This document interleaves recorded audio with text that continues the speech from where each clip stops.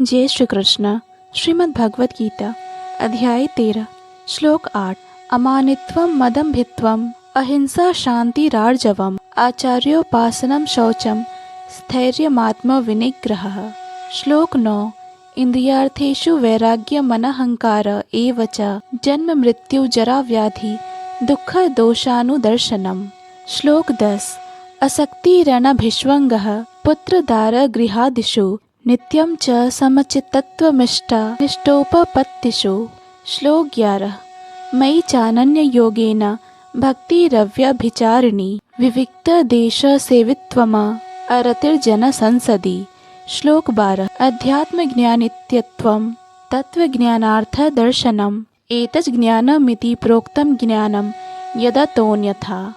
इन सारे श्लोकों में भगवान कहते हैं विनम्रता, दंभहीनता, अहिंसा, सहिष्णुता, सरलता, प्रामाणिक गुरु के पास जाना, पवित्रता, स्थिरता, आत्मसंयम, इंद्रिय तृप्ति के विषयों का परित्याग, अहंकार का अभाव, जन्म मृत्यु वृद्धावस्था तथा रोग के दोषों की अनुभूति, वैराग्य, संतान, स्त्री, घर तथा अन्य वस्तुओं की ममता से मुक्ति, अच्छी तथा बुरी घटनाओं के प्रति संभाव, मेरे प्रति निरंतर अनन्य भक्ति, एकांत स्थान में रहने की इच्छा, जन समूह से विलगाव, आत्म साक्षात्कार की महत्ता को स्वीकारना तथा परम सत्य की दार्शनिक खोज, इन सबको मैं ज्ञान घोषित करता हूँ और इनके अतिरिक्त जो भी है वह सब अज्ञान है।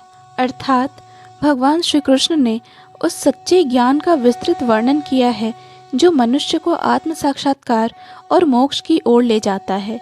वे बताते हैं कि ज्ञान केवल शास्त्रों का अध्ययन नहीं बल्कि जीवन में दिव्य गुणों का विकास है। सबसे पहले भगवान कहते हैं अमानित्व अर्थात नम्रता और अदम्भित्व अर्थात ढोंग रहितता ज्ञान के प्रथम चरण हैं। अहिंसा, क्षमा, सरलता, गुरु भक्ति, शुद्धता, धैर्य और आत्मसंयम से व्यक्ति का चरित्र निर्मल होता है।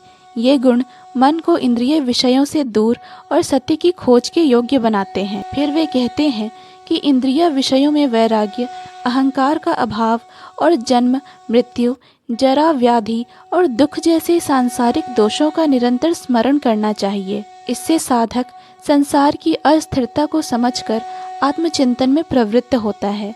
परिवार, गृह, पुत्र, पत्नी आदि में अनासक्ति तथा इष्ट अनिष्ट की स्थितियों में संभाव रखना आवश्यक है। यह समचित्तता जीवन की सभी परिस्थितियों में मानसिक स्थिरता प्रदान करती है। इसके बाद भगवान अनन्य और अव्यभिचारिणी भक्ति का महत्व बताते हैं। अर्थात ईश्वर में ऐसा अटूट प्रेम जो कभी क्षीण न हो, एकांत स्थानों में रहना, भक्ति और ध्यान में तल्लीन रहना तथा जनसभा या लोक चर्चा में आसक्ति न रखना साधक को अंतर्मुखी बनाते हैं।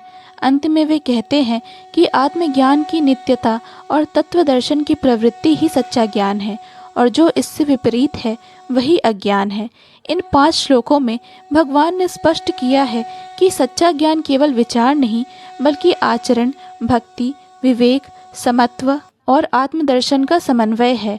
जो व्यक्ति इन गुणों को अपनाता है वही संसार में रहते हुए भी निर्लिप्त रहकर परमात्मा के साक्षात्कार को प्राप्त करता है। यही मार्ग मोक्ष का और यही ज्ञान का वास्तविक सार है।